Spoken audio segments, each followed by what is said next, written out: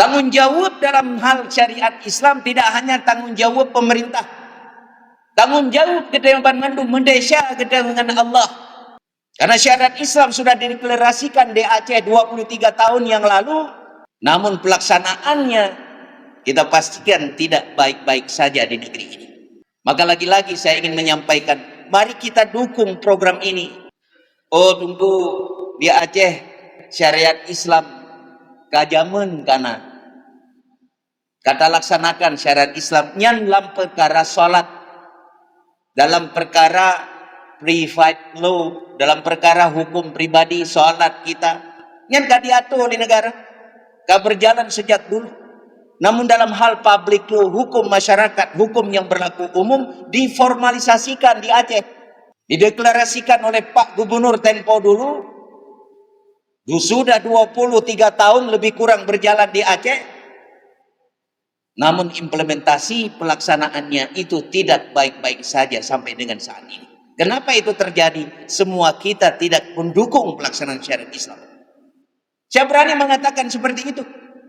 Orang tua tak mendukung syariat Islam. Lembaga-lembaga pendidikan tak mendukung syariat Islam. Lebih-lebih perguruan tinggi. Anak-anak kita ronyo hadirin yang mulia. Gak tepeh dengan judi online.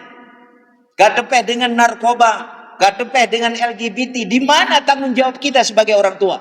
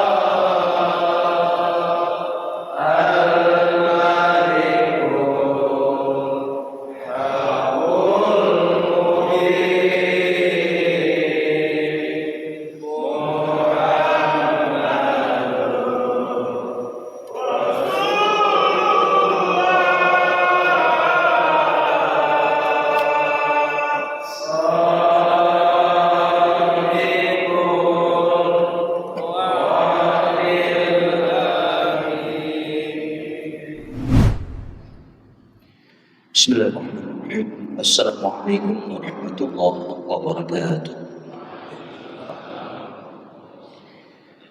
Alhamdulillahi ala ni'matihi wassalatu wassalamu ala al-mab'usi bi akmali risalatihi sayyidina Muhammadin wa ala alihi wa ashabihi wa awliyatihi. Rabbi shrah li sadri wa yassir li amri wahlul 'uqdatam min lisani yafqahu qawli. Amma ba'du, fa ya al-hadirun wal hadirat wa bi rahmatihi. Bapak Imam yang saya muliakan, Ketua dan seluruh pengurus Badan Kemakmuran Masjid yang saya hormati, guru-guru kami, para alim ulama yang saya hormati, saya muliakan, seluruh pengurus jamaah Zul Arafah yang telah berhadir dalam safari subuh di Masjid Al-Mukarramah Kampung Mulia yang kita cintai ini. Yang saya hormati, mohon maaf tidak kami sebutkan satu persatu, Bapak Ibu hadirin hadirat jamaah salat subuh yang dimuliakan Allah Subhanahu wa taala. Kita bersyukur kepada Allah Subhanahu wa taala atas limpahan rahmat, karunia, berbagai macam nikmat. Dua di antaranya nikmat kesempatan, nikmat kesehatan, yang menurut Rasulullah SAW, dua nikmat itu yang sering diabaikan oleh kebanyakan manusia.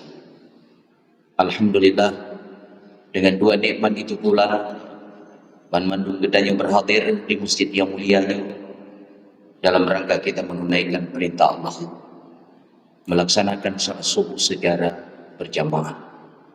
Kita senantiasa selalu berdoa kepada Allah Subhanahu wa taala agar seluruh rangkaian amal ibadah yang kita lakukan diterima Allah Subhanahu wa taala.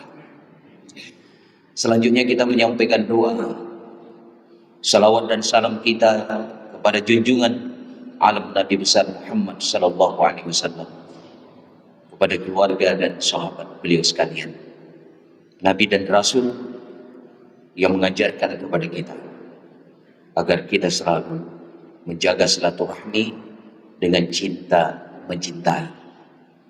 Hadirin yang berbahagia, alhamdulillah kita masih di bulan Syawal. Ada suatu tradisi yang hanya tradisi itu ada di negeri kita di Indonesia. Dipastikan tradisi itu tak ada di negara-negara yang lain. Tradisi di bulan Syawal itu bernama tradisi halal bihalal. Akar sejarah banyak versi, tetapi dalam perjalanannya seorang pendiri Nahdlatul Ulama, Kiai Haji Abdul Wahab Hasbullah,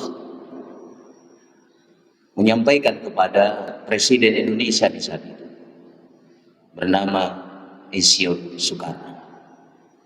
Di tahun 1948 kondisi tanah air kita tak baik-baik saja. Terjadi konflik politik di dalamnya. Kiai Haji Abdul Wahab Hasbullah, salah seorang pendiri Nahdlatul Ulama ini, berinisiasi mengajak beberapa tokoh Nahdlatul Ulama untuk bertemu dengan Bung Karno. Setelah itu beliau menyampaikan agar negara ini kembali baik dan tokoh-tokohnya kembali harmoni, boleh mengusulkan dan menyarankan kepada Presiden di saat itu agar kita mengadakan acara halal bihalal, momentum untuk merajut ukhuwah Islamiyah. Bung Karno selaku Presiden mendengar saran daripada pendiri Nahdlatul Ulama ini. Kemudian suatu kesempatan yang telah ditentukan, diadakan acara momentum halal bihalal. Kemudian ada tradisi kemudian dilanjutkan oleh lembaga-lembaga pemerintahan setiap bulan Syawal, begitu juga masyarakat kita. Tak terkecuali di Indonesia, tak terkecuali di Aceh, yang sampai hari ini kita bersama-sama melaksanakan kegiatan halal bihalal. Jika mau penceramah, selalu diundang untuk mengisi ceramah halal bihalal, baik di kantor maupun di komunitas masyarakat. Tujuannya hanya satu, agar kita saling bertemu, agar kita saling berkumpul, agar kita saling memaafkan. Tak mungkin dengan kesibukan dan seterusnya kita mendatangi door to door untuk kemudian kita berjabat tangan saling memaafkan. Momentum perkumpulan ini dengan komunitas yang hadir, kemudian kita saling memaafkan. Maka tradisi halal bihalal ini satu tradisi yang penuh nilai dan hikmah. Bapak Ibu hadirin yang berbahagia, ada falsafah halal bihalal yang harus selalu kita maknai di balik pelaksanaan halal bihalal itu sendiri. Filosofinya hadirin yang mulia, di balik halal bihalal itu ada keharmonian, ada silaturahmi. Dan itu yang harus kita wujudkan. Harmoni, silaturahmi, itu adalah sebuah kewajiban bagi kita orang Islam yang beriman. Kenapa itu suatu kewajiban? Tidak akan disebut kita sebagai orang yang beriman kalau silaturahmi ini tak kita jaga. Bagaimana kita mengukuhkan silaturahmi? Caranya saling memaafkan. Di dalam Islam, memaafkan itu melupakan dan menghapuskan. Itu hakikat memaafkan. Lidah manjaro hadirnya mulia, kita berjabat tangan, saling memaafkan. Baik makan adalah hati. Kadang-kadang sisa-sisa kesalahannya masih kita simpan di dalam hati. Jaro dan mumat, muka tabuh muka. Maka ketika kita berjabat tangan, kata Rasulullah, tatap wajahnya akan muncul cinta dan kasih sayang. Baik tabuh muka. Apalagi kita menyimpan kesalahannya barangkali dalam hati. Dan hakikat memaafkan di dalam Islam, lupakan dan hapuskan. Hadirin yang mulia, Ban Bandung katanya orang Aceh, sebenarnya harus kita implementasikan makna halal bihalal ini di seluruh aspek kehidupan kita. Di dalam kehidupan sosial misalnya, kita maknakan halal bihalal.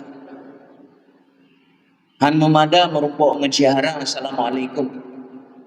Kita tebarkan salam, ufsyus salam, kata Rasulullah Muhammad SAW, yang harus kita maknakan tidak hanya melafazkan salam ketika bertemu dengan saudara-saudara kita yang muslim, tapi maknakan lafaz salam itu dalam kehidupan. Dimanapun kita berada, ketenangan, kenyamanan itu tetap ada di tengah-tengah masyarakat. Jangan kita menjadi biang kerok.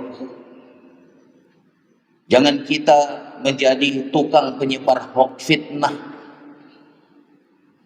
yang kemudian memecah belahkan persatuan umat, merenggangkan hubungan, menghancurkan hubungan silaturahmi. Karena salah satu tugas setan yang disebutkan oleh Allah di dalam Al-Quran, merenggangkan hubungan sosial kemasyarakatan, hubungan suami istri di dalam keluarga. Pengaruhnya macam-macam, berdampak sistemik. Kalau fitnah hoax itu tersebar dalam konteks negara, dalam konteks pemerintah, berdampak sistemik. Maka kenapa dalam Al-Quran fitnah itu lebih kejam dari pembunuhan? Kalau pembunuhan, kacau sikin, tak togok, mati dirong. Tapi kok fitnah itu ribuan, bahkan akan merangkul nyawa. Menyerta togok barangkali, tak poh kok kacau sikin, tak tok mati. Sidro menjadi korban, tapi fitnah itu tidak demikian. Ratusan bahkan ribuan akan menjadi korban. Maka hati-hati dengan hoax, hati-hati dengan fitnah. Maka halal bihalal, sebuah media yang luar biasa untuk merapatkan hubungan yang lega. Hadirin yang mulia, filosofi yang kemudian dijelaskan oleh ahli hikmah. Jadilah kita itu ibarat jarum dan benang. Jangan kalian itu menjadi gunting. Menyatakan uronyo yang le katanya berperan sebagai gunting, bukan sebagai jarum dan benang. Kalau kita lihat gunting hadirin yang mulia, seakan-akan dia berjalan lurus, tapi dia merobek sesuatu yang telah bersatu. Betul tidak Bapak Ibu sekalian? Gunting, ibu-ibu sering gunakan gunting memotong kain, seakan-akan dia berjalan lurus, tapi dia merobek dan memisahkan sesuatu yang telah bersatu. Kebanyakan kita hari ini begitu hadirin yang mulia. Dalam media sosial kita lihat peran dan fungsi kita itu kebanyakan seperti gunting. Kerap kita memfitnah, kerap kita menyebarkan berita hoak, berita-berita yang tidak benar, sehingga umat ini terbelah dan terpecah, porak-poranda. Maka tapi leweknya ulun pegah dalam setiap kesempatan ceramah untuk jaga Aceh supaya lebih baik di masa yang akan datang. Rawat Aceh, bangun Aceh dengan argumen, bukan dengan sentimen. Rawat Aceh lebih baik untuk masa yang akan datang dengan argumen, bukan sentimen. Sentimen urangnya akan dimunculkan kembali. Narasi pecah belah sudah dimunculkan kembali. Tagalan sejarah. Pengorbanan Sultan Ali Mughayyasyah berdarah-darah ketika Sultan Ali Mughayyasyah menyatukan kerajaan-kerajaan yang ada di Aceh. Kerajaan-kerajaan yang ada di Aceh, masing-masing kerajaannya na ego. Contoh, ulun pegah kerajaan Meruhum Daya merasa ego mereka yang lebih hebat karena mampu mengusir Portugis di pesisir. Bangga mereka dengan kerajaan Meruhum Daya. Menancip kerajaan Paseh, kerajaan Linge, kerajaan Pedir, mereka punya ego masing-masing. Ketika Sultan Ali Mughayyasyah di abad ke-15, beliau berjuang luar biasa. Kemudian sahabat mandu kerajaan yang mesiprnya di Santero Aceh. Di abad ke-15, kokoh tegak berdiri kerajaan Bandar Aceh Darussalam. Uronyo ka muncul narasi lun urang pidi, narasi lun urang birin, narasi lun urang Paseh. Nya narasi pecah belah hadirin yang mulia. Wadai kana pernah kepentingan urang birin pakat preman birin ke Banda. Bodoh ya lagi orang pegah. Wadai ka pernah urang Paseh di Banda pekat preman Paseh ke Banda. Tingah menanggap perleh kepentingan pidia pakat preman pidia ke Banda. Mekaru tidak terek roro kada. Ika mau tunggu kadang siun pepek ada boleh. Mempepek pegah tanya tadi. Mengkubo-kuboi bapak persatuan kesatuan. Tapi fakta kenyataan di lapangan kita tidak menjaga persatuan. Menyelam manuskrip tempo dulu kita baca, ulama-ulama kita tempo dulu sejak masa kesultanan berharap kepada bangsa generasi Aceh untuk menjaga persatuan untuk kebaikan Nangro. Karena untuk kemaslahatan dan untuk kebaikan negeri Aceh ini tidak ada cara lain kecuali dengan persatuan dan ukhuwah Islamiyah. Menyagetanya mencerai-berai nunggu hadir yang mulia sampai kapanpun Aceh tidak baik-baik saja. Bedoyan lagi lu pegang, pernah lu pegang jemen. Aceh lagi ditafsirkan le urang laweknya Aceh, han Aceh. Mukom ban kana han Aceh bo mano, han Aceh bo itu atau segala boh han Aceh, kom de tin. Yang kenyan Aceh. Kenapa itu terjadi? Karena kita tidak bersatu. Maka oleh karena itu hadirin yang mulia, di setiap kesempatan saya menyampaikan ukhuwah Islamiyah menjadi sesuatu yang utama di Aceh. Kasih gedanya konflik vertikal, uronyo be terjadi konflik horizontal. Kas selesai gedanya dengan MOU Helsinki, lebih kurang 20 tahun yang lalu. Sudah cukup dengan itu. Be sampai terjadi konflik horizontal. Tamu dawa-dawa, tamu pagi-pagi dari doro. Bek sampai Acehnya lagi ikanan le orang luar. Iban di kanan le orang luar, diibaratkan tamsilan lagi rumah sakit jiwa. Tampilan dari luarnya bagus, dicat rapi segala macam. Oleh itu dalam takalan penghuni di dalamnya kiro pula kiro penghuni rumah sakit jiwa di Pulau Bungong, di jak yang lain ya di Pulau Lom, di Jut Lom. Yang kenyataan. Betul ya? Lagi rumah sakit jiwa. Ikalan getan dengan syariat Islam di Aceh. Waktu itu kena dalam di kanan Aceh porak-porak. Yang kenyataan. Dan fakta itu tidak bisa kita nafikan. Uronyo seakan-akan lagi kita menyembunyikan bangkai di balik sajadah. Yang akhirnya tercium juga. Menganalisis SWOT. Kita ada opportunity, kesempatan kita hari ini untuk membangun Aceh. Dukungan pusat luar biasa untuk Aceh. Tapi syarat utama lagi-lagi saya sampaikan, ukhuwah Islamiyah. Setiap kekuatan yang ada bangun, bersatu padu untuk membangun Aceh. Kekuatan-kekuatan uronyo yang masih di luar tidak bersatu padu untuk membangun Aceh. Ini kesempatan kita. Ini adalah peluang kita untuk membangun Aceh yang lebih baik di masa yang akan datang. Maka momentum halal bihalal, momentum Syawal kita jadikan. Kita introspeksi diri.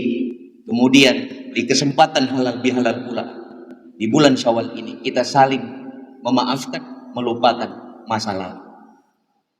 Maka dengan itu kita bisa membangun Aceh. Hadirin kaum muslimin jamaah salat subuh yang dimuliakan Allah Subhanahu wa taala.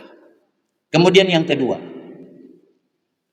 dalam konteks syariat Islam hari ini, malam 17 Ramadan, Gubernur Aceh Bapak Haji Muzakir Manaf atau Mu'allim telah melaunching sebuah peraturan atau instruksi gubernur namanya terkait dengan pelaksanaan salat berjamaah dan kewajiban bagi peserta didik untuk membaca Al-Quran 15 menit sebelum pelajaran itu dimulai.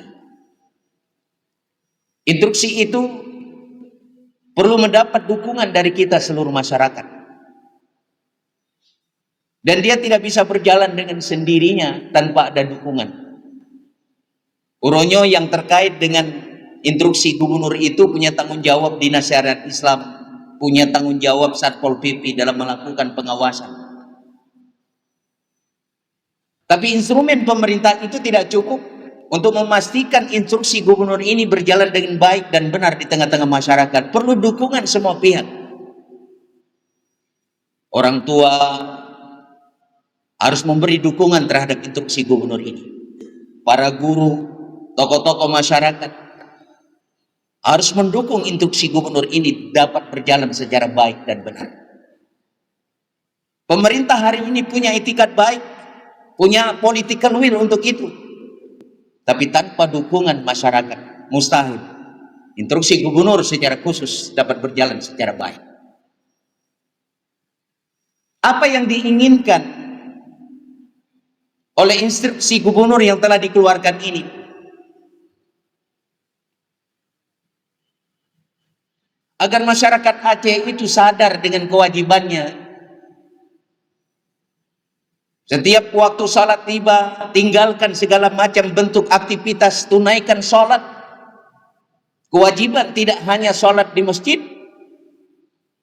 Kewajiban kita menegakkan salat berjamaah di mana saja. Tinggalkan aktivitas menjelang salat berjamaah, salat waktu itu tiba. Itu kewajiban. Dan semangat itu yang muncul dalam instruksi gubernur tersebut. Kemudian kewajiban bagi peserta didik untuk membaca Al-Quran. Uronyo hadirin yang mulia, fakta hasil penelitian ternyata masih banyak anak-anak kita yang belum melek baca Al-Quran. Hasil penelitian yang memiriskan hati, ternyata masih ada keluarga Dia sebagai muslim di Aceh ini namun tak punya mushaf Al-Quran. Tak punya mushaf Al-Quran. Tak punya Al-Quran di rumahnya. Jangankan mereka bisa membaca Al-Quran, mushaf saja tak punya di rumah. Bagaimana mereka mampu membaca Al-Quran? Mushaf saja mereka tak punya di rumah. Itu yang memiriskan hati kita. Maka pemerintah termasuk Gampong dengan pimpinannya Geci dan tokoh-tokoh yang ada di dalamnya punya kewajiban untuk memastikan rakyatnya itu mampu membaca Al-Quran. Yang tanggung jawab pemimpin hadirin yang mulia. Karena bagian daripada tugas penegakan syariat Islam. Dibantah tegakkan syariat Islam, menyegedanya sebagai masyarakat Aceh itu tak mampu membaca Al-Quran. Menyedar rujuk kanun, salah satu tanggung jawab daripada Geci Gampong penegakan syariat Islam di Gampong. Wujudnya hadirin yang mulia, pastikan salah satunya masyarakat yang dipimpinnya itu seluruhnya mampu membaca Al-Quran. Maka menyerta kenang-kenang, tak penyum-penyum, tak kaji-kaji, tugas dan tanggung jawab Geci. Sang-sang hadirin yang mulia, hero Geci. Handenget malam. Pada kira-kira pertanggungjawabannya dengan Allah Subhanahu wa taala handenget. Karena berat tanggung jawab. Bukan hanya mengelola APBG. Di Aceh nak tanggung jawab khusus dalam hal penegakan syariat. Yang tanggung jawab Geci. Jadi menyata kira-kira hadirin yang mulia, sang-sang dengan tanggung jawab yang rayanya Geci kedai di Aceh kan hendengan lagi malam. Hendengan lagi. Tanggung jawab rakyat bagi fikir umat harus menjalankan syariat Islam, berfikir umat agar mereka mampu membaca Al-Quran. Mampajan dengan gay. Jangan-jangan bagainya Geci di Aceh berjungkat malam itu. Anak kampungnya lagi mah, di kampung lain ini. Bagi fikir umat. Berbeda dengan masa kesultanan. Berbeda sekali hadirin yang mulia, menyerta baca literasi sejarah.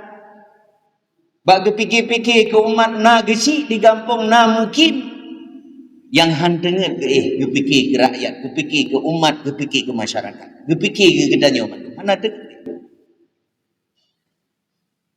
Karena tanggung jawabnya luar biasa. Tanggung jawabnya tidak hanya di dunia, tanggung jawabnya yang mereka pikirkan, tanggung jawabnya di hadapan Allah Subhanahu wa taala. Hadirin kaum muslimin, jamaah salat subuh yang dimuliakan Allah Subhanahu wa taala.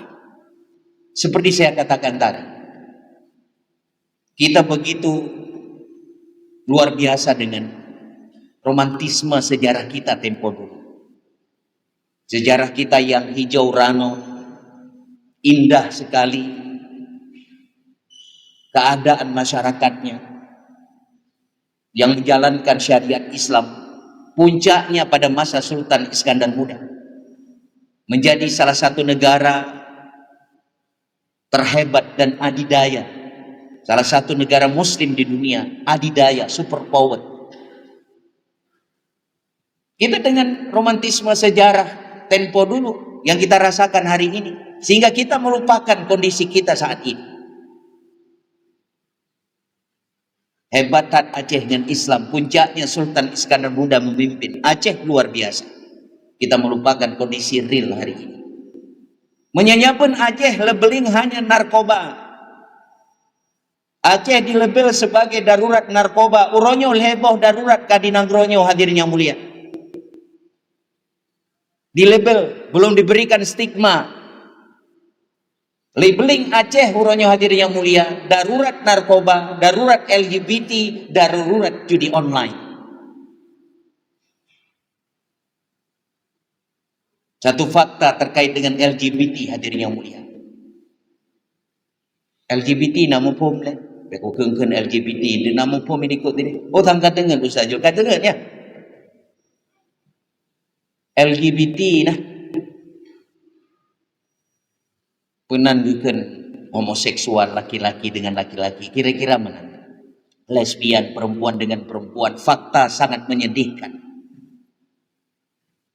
Data yang katanya dapatkan dari lembaga terkait, hadirin yang mulia, ketika mereka menayangkan dan mempresentasikan data itu, sangat menyedihkan hati kita sebagai orang Aceh.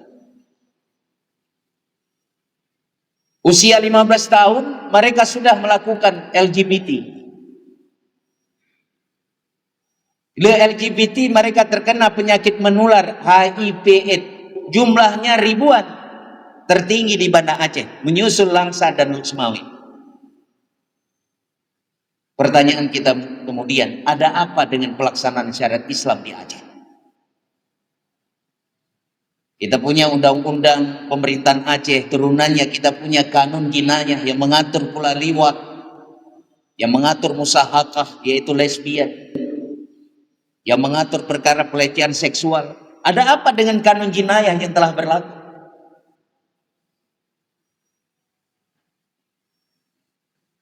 Tanggung jawab dalam hal syariat Islam tidak hanya tanggung jawab pemerintah.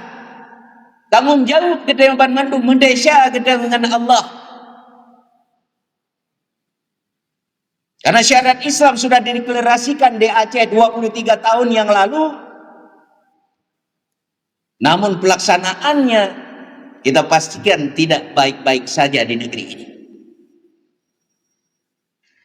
Maka lagi-lagi saya ingin menyampaikan, mari kita dukung program ini. Oh, tunggu di Aceh syariat Islam kajaman kana kata laksanakan syariat Islam nyan dalam perkara salat, dalam perkara private law, dalam perkara hukum pribadi salat kita nyan ka diatur oleh negara, ka berjalan sejak dulu. Namun dalam hal public law, hukum masyarakat, hukum yang berlaku umum diformalisasikan di Aceh. Dideklarasikan oleh Pak Gubernur tempo dulu. Sudah 23 tahun lebih kurang berjalan di Aceh. Namun implementasi pelaksanaannya itu tidak baik-baik saja sampai dengan saat ini. Kenapa itu terjadi? Semua kita tidak mendukung pelaksanaan syariat Islam. Saya berani mengatakan seperti itu. Orang tua tak mendukung syariat Islam. Lembaga-lembaga pendidikan tak mendukung syariat Islam. Lebih-lebih perguruan tinggi.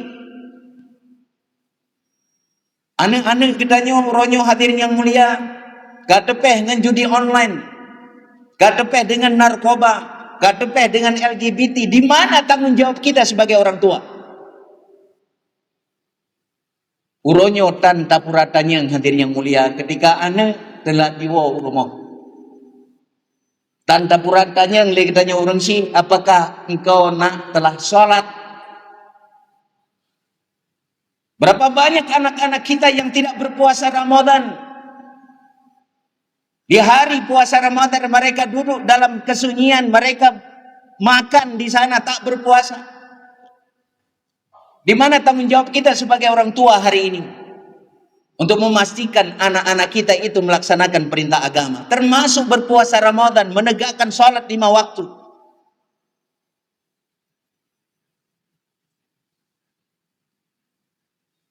Kita abai dengan tanggung jawab kita sebagai orang tua.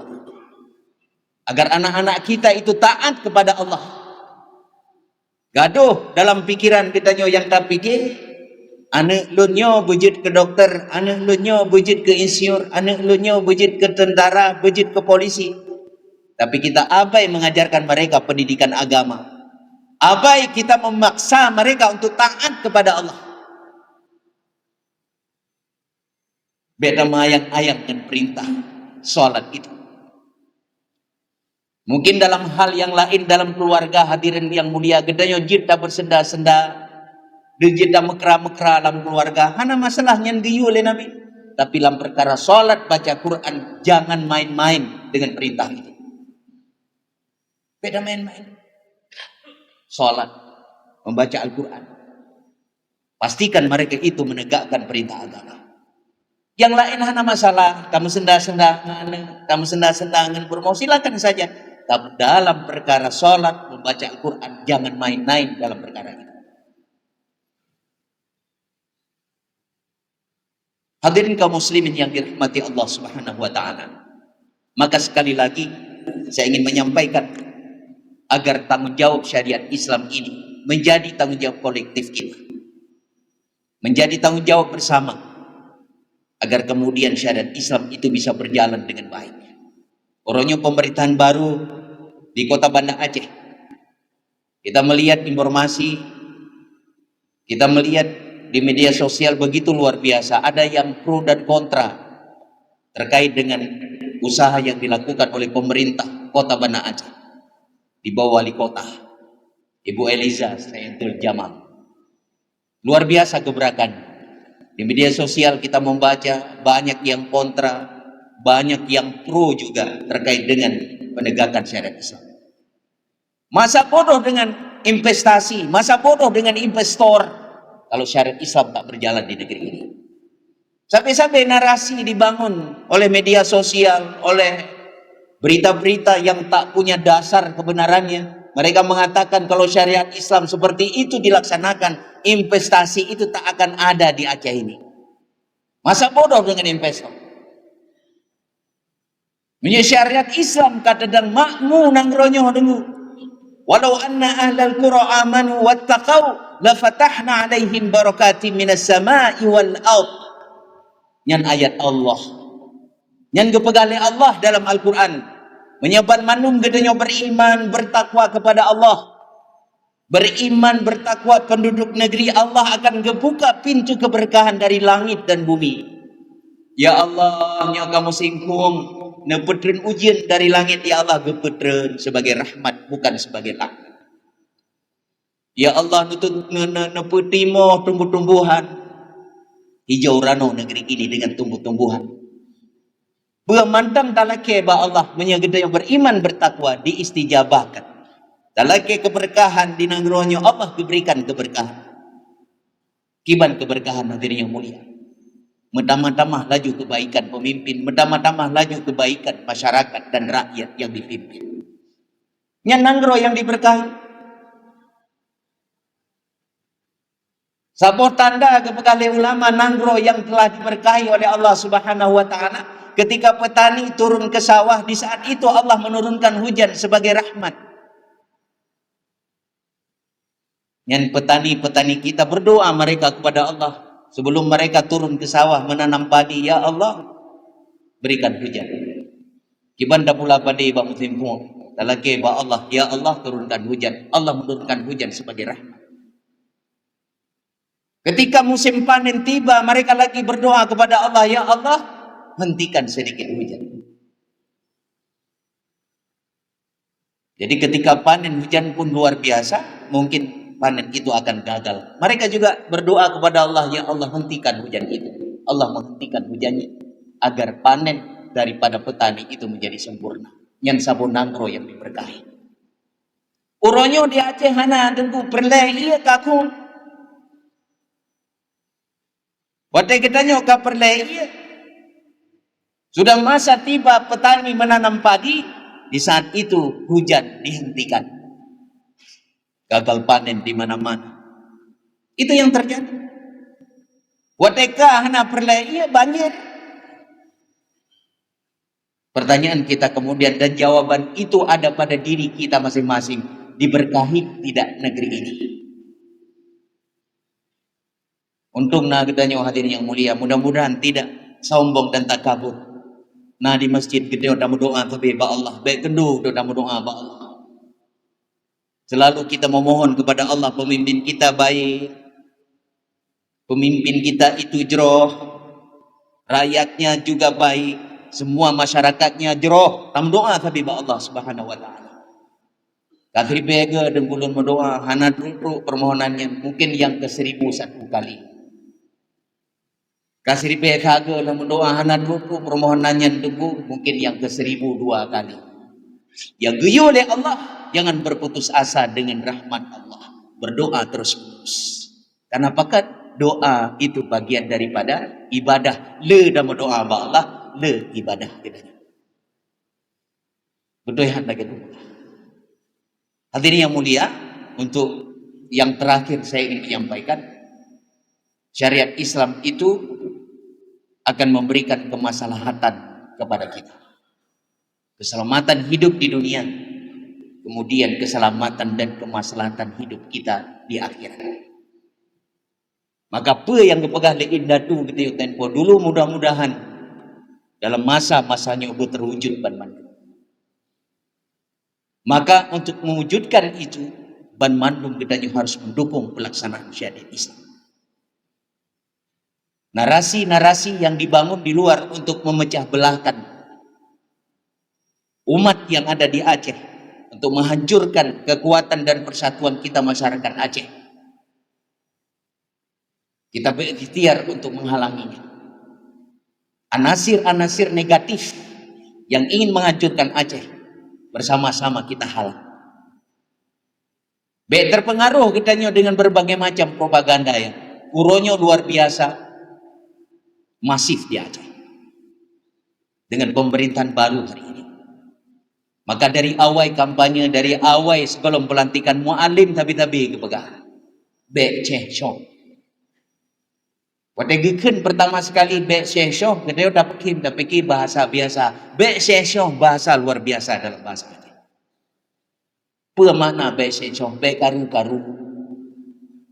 Apa makna Bek Syekh Syok? Selesaikan masalah secara bijaksana. Bek karu-karu, bek iru-riu, bek kiru-kiru, untuk kamu dipidi tadi, bek kiru-kiru. Selesaikan masalah dengan bijaksana. Nyan Bek Syekh Syok. Maka tak manakan sebagai rakyat pun yang kepegang oleh pemimpin Bek Syekh Syok. Karena dasar kata Bek Syekh Syok nasabo bepatah Aceh ada di Maja. Yang kegebah lein datu kita yang tempo dulu. Apa kepegah lein orang Aceh? Barang patah bat dapeh binti. Ba ubung tirih bek tadeng tika. Wate tamu syawarah hati begli.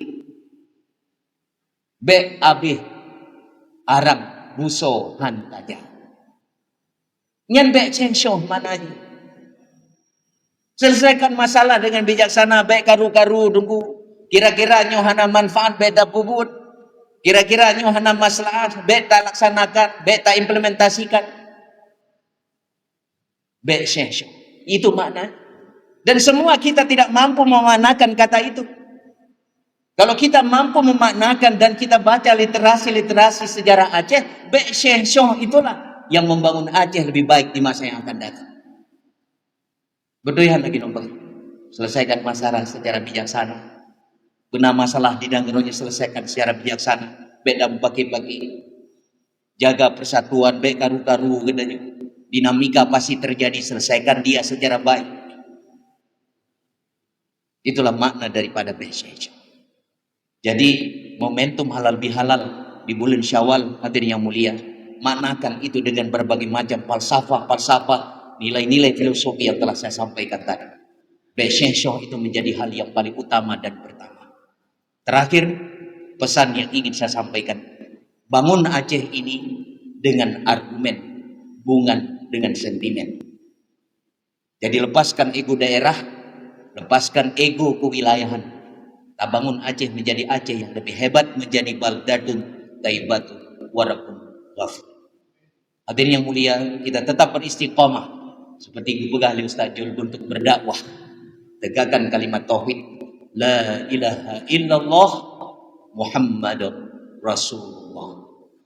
Sallallahu wa sallama ala nabi sayyidina Muhammadin wa alihi wa sahbihi ajma'ina.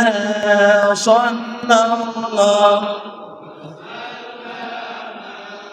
ala nabi sayyidina Muhammadin wa alihi wa sahbihi ajma'ina. Sallallahu wa sallama ala nabi sayyidina Muhammadin wa alihi wa sahbihi ajma'in. Pak Raduk yang hana mirah, Pak Penerah yang hana bajo, Pak Tutu yang hana salah, hana Pak Awai, Dede hana Pak Duka. Adanallah wa yakum ajma'in. Assalamualaikum warahmatullahi wabarakatuh.